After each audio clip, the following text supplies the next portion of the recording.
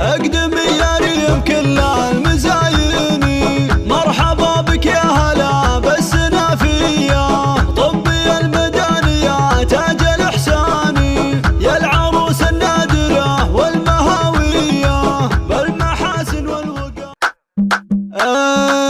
اقبلت مثل الظبي نور الأعياني، فارقة فيها الحلا والحيوية، هالعروس اللي بها الزين رباني، من خلقها الله فطرة طبيعية محفوظة.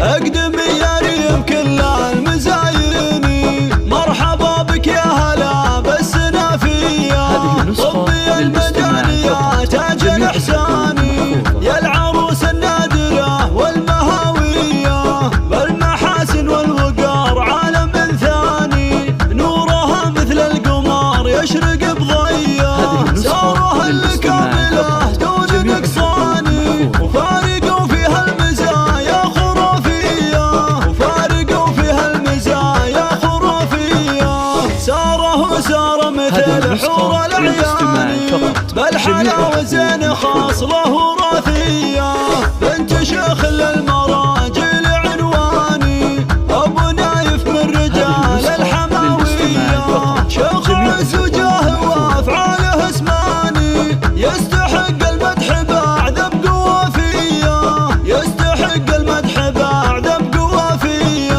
وأمكم نايف لها قدر وشاني، شيخة في طيبها دوم مارية، أشهد إنها مالكة زين وخصالي، أم نايف والمحاسن مثالية، والإخوان صقور داربين الأيماني، مشعل وخالدهم شيوخ الكبارية، والخوات بالنور والحسن بدراني، الهنوف وريم أوصاف حورية، يا عسى مبروك يا نجم مزداني، جعلها فرحة عمر يا السنافية، جعلها فرحة عمر يا السنافية، اقدم يا ريم كل المزايني، مرحبا بك يا هلا بالسنافية، طبي المدانية تاج الإحساني، يا العروس النادرة والمهاوية بالمحاسن والوقار، عالم ثاني نورها مثل القمر يشرق بضية، سارها الكاملة دون نقصاني، وفارقوا فيها المزايا خرافية، وفارقوا فيها المزايا خرافية، ساره سار مثل حور الأعياني، بالحلا وزين خاص له وراثية،